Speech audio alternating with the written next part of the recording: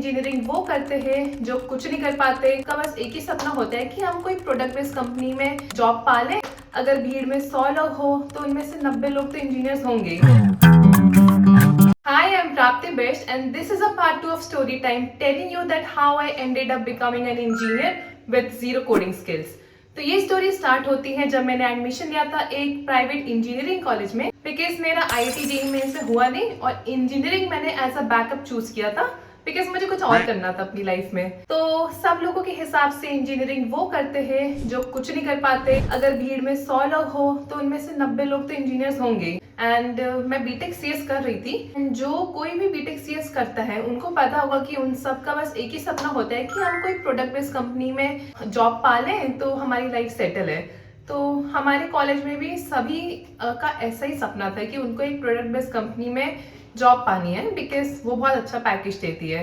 पर उसके लिए आपको कोडिंग आनी चाहिए बहुत हाई लेवल की एंड मेरा तो इंटरेस्ट था नहीं बिल्कुल कोडिंग में। तो मैंने तो अपने कॉलेज टाइम में बिल्कुल ऐसे कोई कोडिंग की नहीं है बहुत भयंकर। और उस टाइम पे मैं ही वो अपना टिकटॉक बनाती थी, ऐसी बैडमिंटन खेलती थी अपने कॉलेज में एंड मैं कोडिंग तो बिल्कुल नहीं करती थी। मेरे और सारे सब्जेक्ट में मार्क्स आ जाते थे, बस एक कोडिंग के सब्जेक्ट में ऐसे ही थोड़े बहुत मार्क्स आ जाते थे। एंड जब मैं अपने कॉलेज लास्ट ईयर में पहुंची तब हो चुका था लॉकडाउन, हम सब घर चले गए थे एंड उसके बाद हमारे ऑनलाइन एग्जाम्स हुए थे।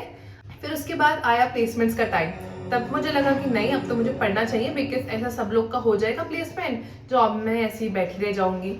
तो फिर मैंने तैयारी कर दी प्लेसमेंट की, इसे करके थोड़ा कोडिंग सीखा हल्का बहुत। तो मेरा एक प्लेसमेंट हो गया था एक कंपनी में विद एवरेज पैकेज, मतलब जितना सबको लगता है, सबका लगता है, आपको पता ही होगा जितना सबका पैकेज लगता है, तो मेरा भी उसमें लग गया था। एंड वहां पर कुछ बच्चे थे विच इज वेरी फ्यू जिनका लगा था प्रोडक्ट बेस्ड कंपनी में एंड उनकी कोडिंग बहुत अच्छी थी। तो ऐसे मेरा प्लेसमेंट हुआ एक कंपनी में एंड उस कंपनी में भी जाके मेरा कुछ एक्सपीरियंस अच्छा नहीं था। मुझे मेरा मिला था फर्स्ट प्रोजेक्ट एंड वो फर्स्ट प्रोजेक्ट में कुछ था ही नहीं, मतलब मैंने इंजीनियरिंग की थी, उससे रिलेटेड कुछ नहीं था। मतलब मैंने सोचा ये जॉब तो मैं बिना इंजीनियरिंग किए भी कर सकती थी बिकॉज उसमें ऐसा जो मैं चीज़ें करती थी, मैं एक्सेल पे काम करती थी एंड एक्सेल पे तो आई डोंट थिंक सो कोई स्किल्स चाहिए आपको काम करने के लिए। तो मेरा पहला प्रोजेक्ट भी ऐसे ही था।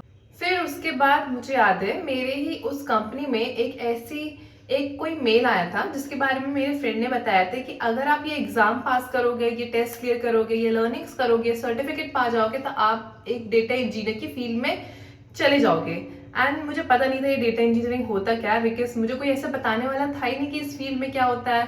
तो फिर मैंने खुद सर्च किया तो मुझे पता चला कि ओके, डेटा इंजीनियरिंग बहुत ही एक ट्रेंडिंग स्किल है। अगर मैं इसमें अपनी स्किल्स बना लूँ तो फिर मुझे अच्छे प्रोजेक्ट्स मिल सकते हैं, मेरा आगे हायर पैकेज भी हो सकता है।